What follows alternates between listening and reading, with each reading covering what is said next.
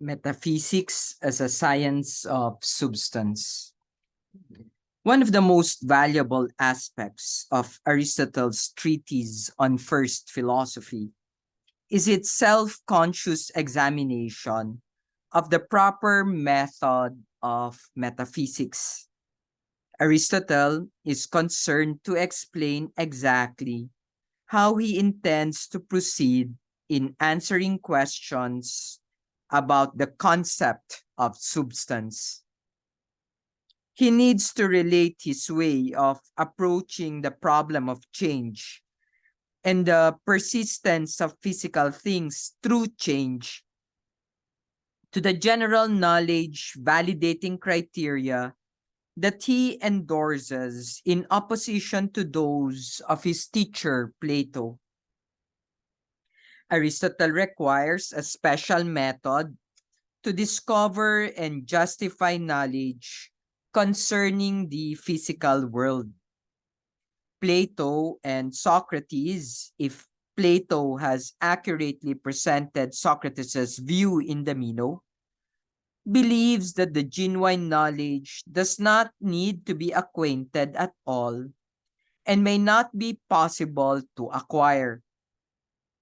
For Socrates, knowledge is exclusively of the eternal forms, a permanent possession of our immortal souls that needs only to be stirred up into active memory by the right sort of dialectical stimulation in order to be recollected. Aristotle believes that we can know about existent objects and their properties in the phenomenal world that we experience in perception.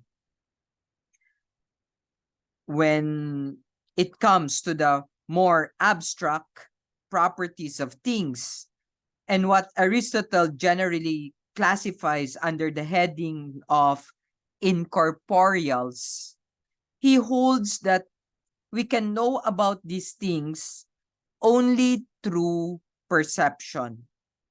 In the first place, together with critical philosophical reflection on the contents of experience in an effort to discern with experience the principles needed to understand the nature of the world as it is perceived.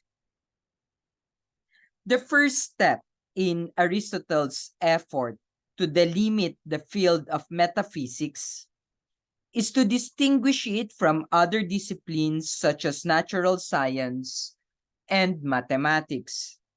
Aristotle begins tentatively and conditionally.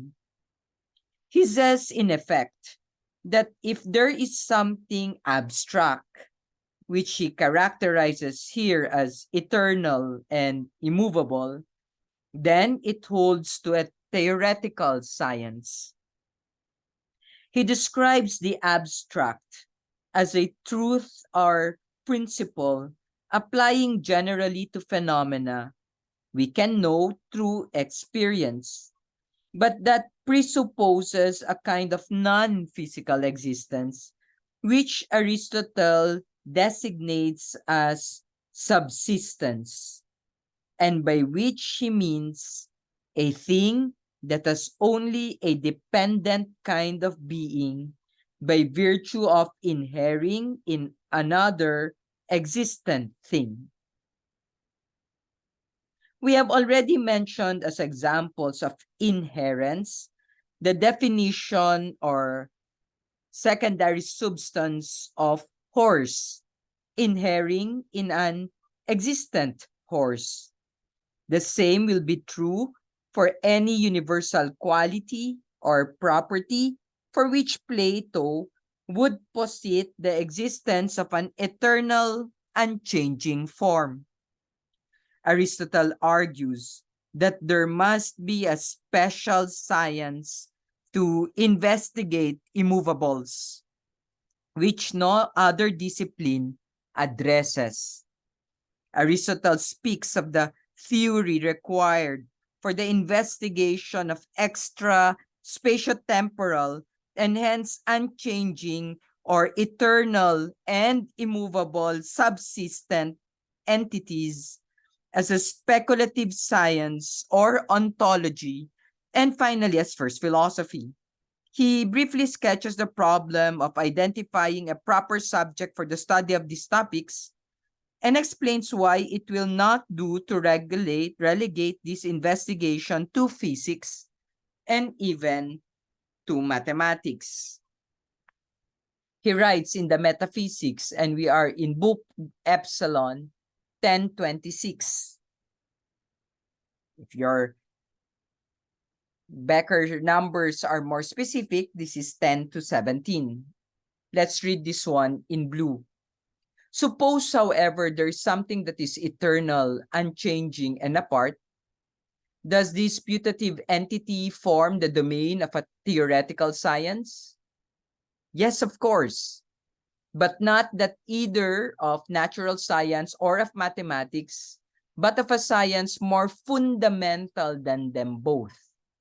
The domain of natural science is things that are in a way separate, but which are eminently subject to change.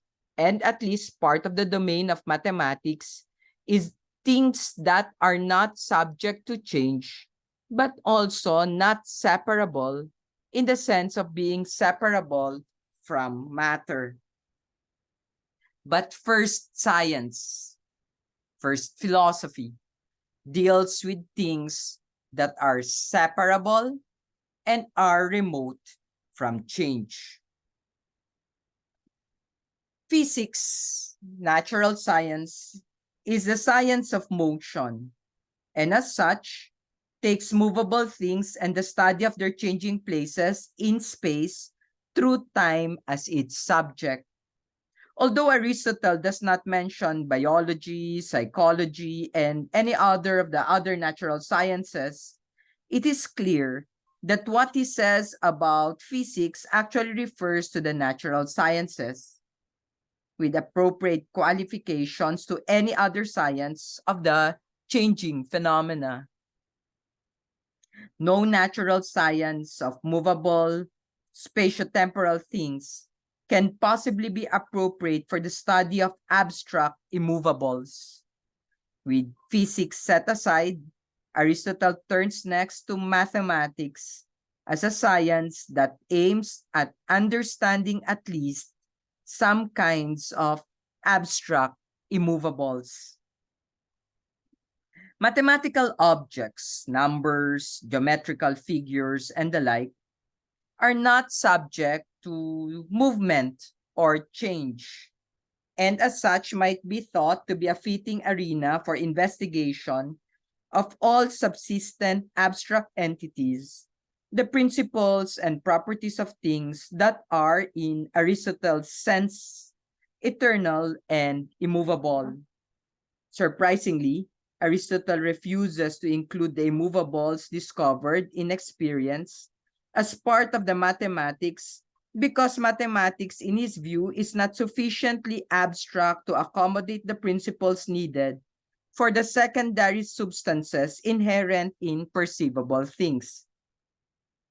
He argues that only some mathematical sciences have to do with immovables, and that even these are not concerned with the subject matter that is also separable from movable entities.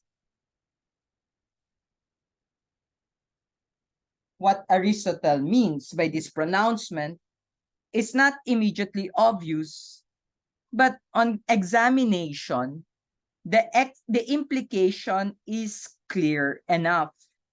It appears that Aristotle understands mathematics exclusively in the sense of what we would today call applied mathematics, and has no concept at all of pure mathematics.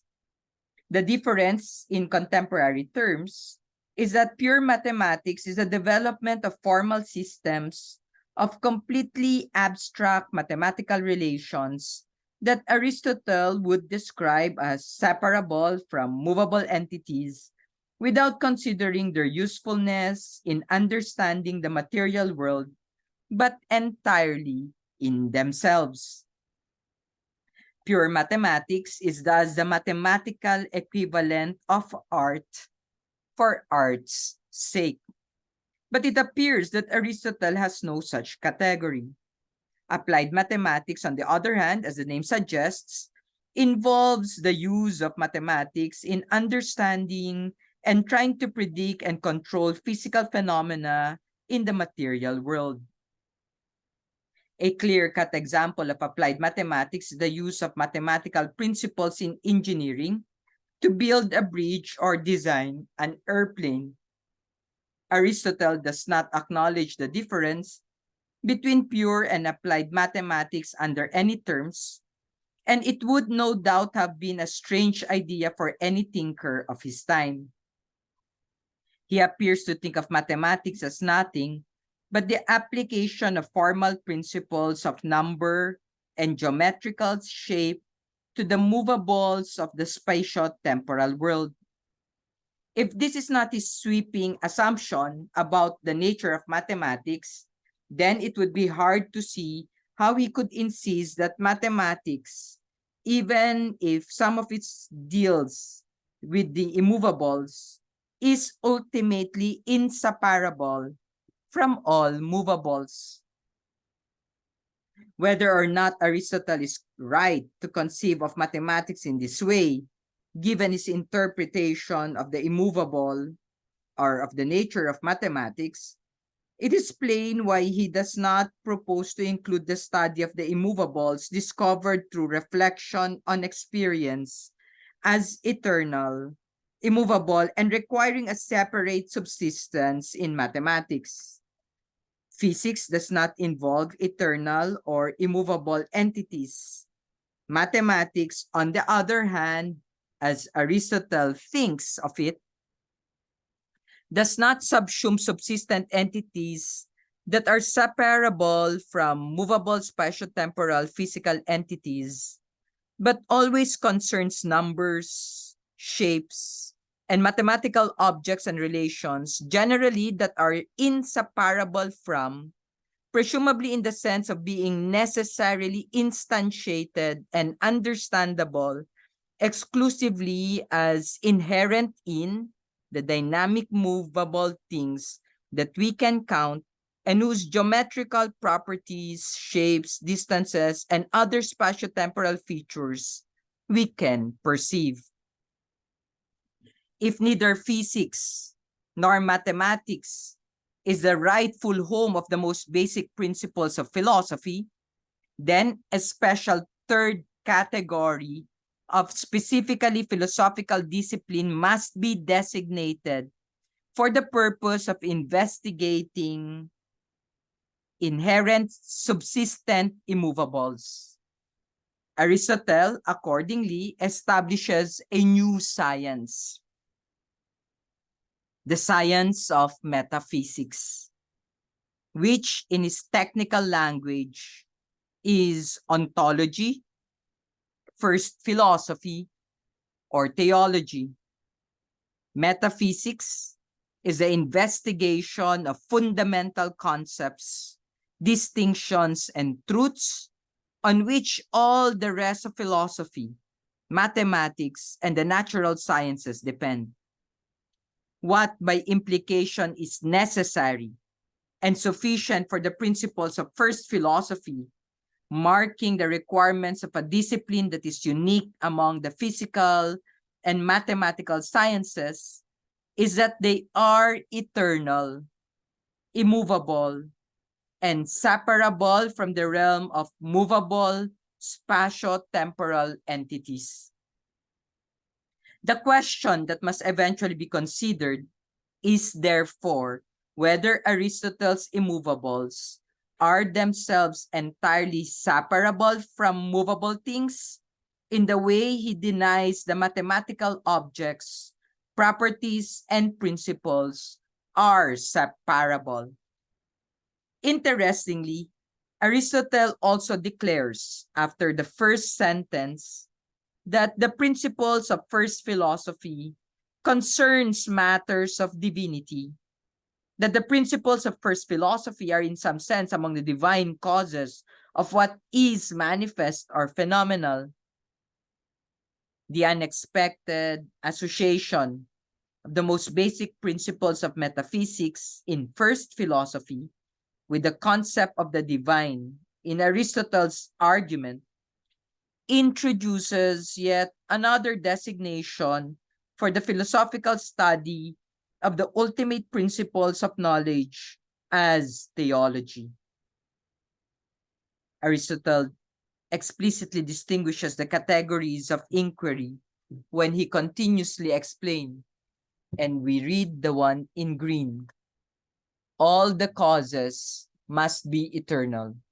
Of course, but eternity must pertain more specifically still to the causes of first science, operating as they do to produce those effects of divinity that are manifest even to us. Let us then say that there are three forms of contemplative philosophy: mathematics, natural science, and theology. For who can doubt that? If there is divinity anywhere in the universe, then it is in the nature studied by first science that it is to be found. And it is also for the supreme science to study the supreme genus. And contemplative study is to be chosen above all other sciences, but it is this first science of theology that we must prefer to all other kinds, even of contemplation. Having distinguished between mathematics, natural science, and theology, or first philosophy, Aristotle asks which of these ought to be considered the most general. The answer turns out to be that it depends on whether or not there exist immovables. If so, as Aristotle believes, then first philosophy is first. But if it were otherwise, then natural science would be the first and the most important discipline. Let's read this one in pink. I suppose someone will raise the quibble, is the domain of first philosophy then universal or concerned with some single genus and nature? Actually, you can answer this question both ways, even for mathematics. Geometry and astrology have single nature domains, whereas general mathematics is universal. Anyway, our answer is this. Either A, there is no other substance beyond those furnished by nature, in which case the science of nature is the first science. Or B, there is some substance that is without change, immovable. And if B is true, then that substance is prior to all others, and the science of it is first philosophy. And as such, a science is universal because it is first. And here we will have the science to study that which is just that, as that which is, both in its essence and in the properties which just as a thing that is, it has. What makes philosophy or metaphysics divine, and what qualifies it as theology or the systematic study of God or gods, is the fact that first philosophy as a speculative science investigates concepts that are so fundamental that it must be in touch with the divine or with things in whose nature the divine resides, and as such is most deserving of the sort of respect that is usually accorded religious teachings.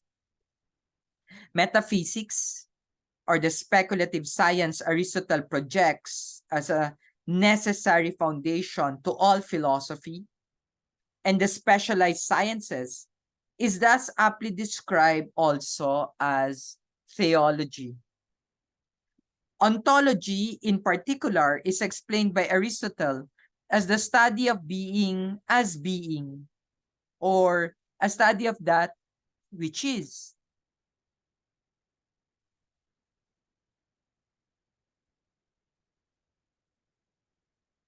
or being qua being, a Latin term introduced by Aristotle's later editors for his concept of being considered only as such. Aristotle regards first philosophy, or that which is, as theology in the sense that its ultimate principles lead to a distinctive conception of God in a detached, metaphysical, or philosophical sense, rather than as a subject of popular religious worship. Aristotle does not believe that he is the first thinker to have advanced the study of first philosophy. He recognizes that others have come before him and made their own worthwhile contributions to the field. He is willing to incorporate some of these ideas into his own theory. The approximate question, which Aristotle poses only much later in the text, concerning the scope and limits of first philosophy, is whether metaphysics is one science or many different sciences rolled into one. It is important for Aristotle's method in determining from the outset whether first philosophy is a single discipline, is capable of dealing with all metaphysical problems, or whether a network of distinctive theories is required, each corresponding to a distinct subdivision of its complete subject matter. We can read the interesting question in 1059a,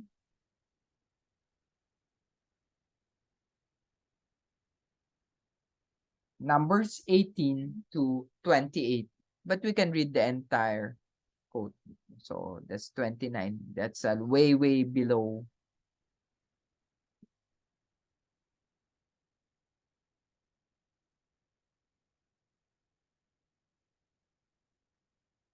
$39. So 20 more. I should have moved it immediately a while ago, or have searched it faster. But bear with me. I'm going there. I'm in book theta already.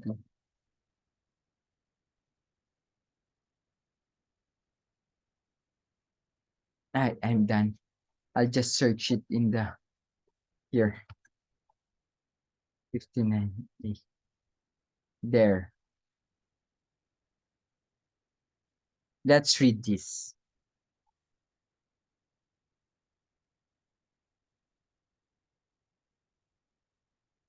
Actually, I have a feeling that it's even better here. So it is clear from our first sections, and we're talking about Kappa 1 already, book Kappa, okay? It is clear from our first sections that philosophy is a kind of science that deals with principles. For it was in those sections that we engage in controversy with the claims advanced by others in regard to principles. But this still leaves open the question whether philosophy is to be taken as a single science or as several. An objection to its being taken as a single science is the domain that the domain of a single science is always sets of contraries, whereas principles are not contraries. On the other hand, if it is not a single science, of what kind are those whose various sciences of which it must be supposed to consist? Here are some queries. Are the principles of demonstrative reason the domain of a single science or of several? If they belong to a single science, why this science and not any other arbitrarily selected science? If so, if to several sciences, what should be the common characteristics of these sciences supposed to be? And there are more. No? And there are more questions. But I'll bring it back here because this is a very important point. Aristotle reasons that if first philosophy is one unified science, then it must be thought to be a science of the contraries, the concept of which remains to be explained, but concerning which Aristotle assures us there is generally understood to be just one science. The purpose of first philosophy is to identify first principles, and contraries are evidently not first principles. If first philosophy does not constitute a single unified science, then Aristotle thinks that that before we can proceed to answer its questions, we must first try to specify all the various sciences that are needed to investigate its problems. Contraries and the concept of contrariety are important ideas in Aristotle's metaphysics. There is a contrariety for every type of change. Let me go to the next citation as I continue explaining. Involving pairs of contrary properties. In the case of movement, for example, to simplify things, an object might be said to undergo change from left to right, for which the corresponding contrariety is left to right. Where the aging of a living thing is concerned, an animal might be said to undergo change from young to old. For the contrariety, young, old. Similarly, for all changes, of which individual things are capable, as they are altered in their properties or disposition from one contrary component of a contrariety to the other, we will need to say more about Aristotle's theory of contrariety to the other. We will need to say more about Aristotle's understanding of the metaphysics of substance. For the moment, it should suffice to see that Aristotle believes that there can only be one science of the contraries. This suggests that the one and only science of the contraries might be the sought-after discipline of first philosophy. Aristotle, nevertheless, denies that the science of contraries could be first philosophy, because first philosophy is concerned with first principles, and contraries are not first principles. The mere fact that there is but one unified science of the contrary, and that first philosophy is also supposed to be a single unified science, by itself does not mean that they are one and the same. The implication is that first philosophy must be constituted as a single, distinct, single unified science, like the science of contraries. But one concerning first principles, having to do with the concept and common nature of many different kinds of substances, remains. In book Labda, Labda, we read, our whole investigation is into substance. There.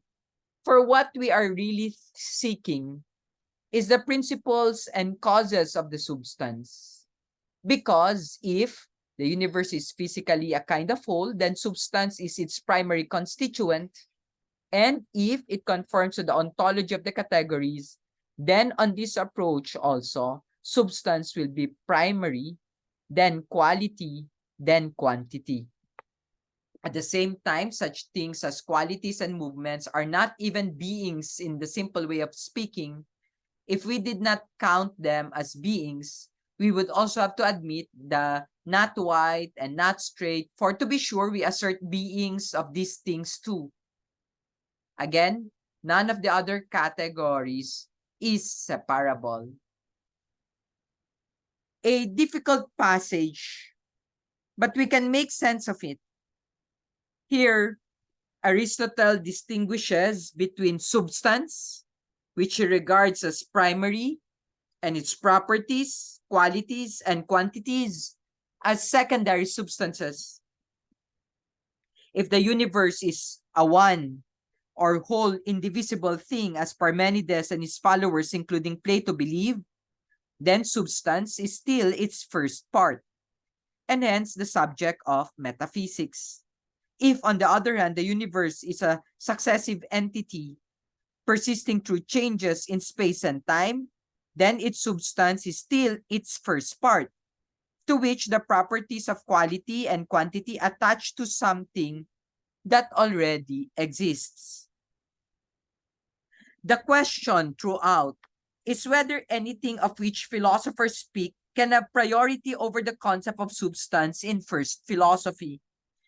Aristotle's answer is no, on the grounds that none of these things can exist apart from substance. To emphasize the point, Aristotle includes even such contraries as the not white and not straight, which are generally related to substance in referring to a something that is not white or to a something that is not straight as the source of the concepts or categories of properties. Without such substantializations of properties, Aristotle says, we cannot speak of anything as existing independently of the substances in which they inhere. We can see that Aristotle is in search of a single unified speculative science of substance as the proper subject matter of first philosophy. The point of Aristotle's considerations of these alternatives for the science of metaphysics is to establish the requirements of a special discipline to ask and try to answer these specific kinds of questions. There must, in some sense, be unity and, in some sense, diversity.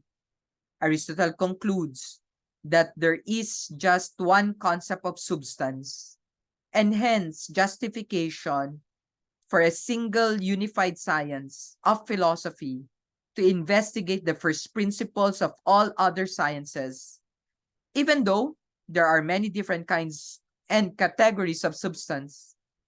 The conclusion is not that there must be different sciences for each type of substances, but different first principles that are investigated by one and the same science, looking into the properties of every distinct category of substance.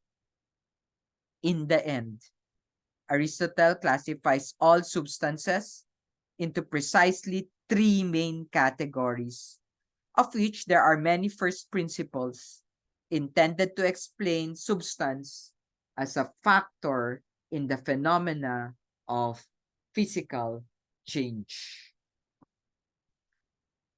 We will look at the systematic ambiguity of the concept of substance next. If you like this type of video, I hope you click, like, or share these links to your public social media accounts. This is, again, Samo't sa simula. Maraming salamat po.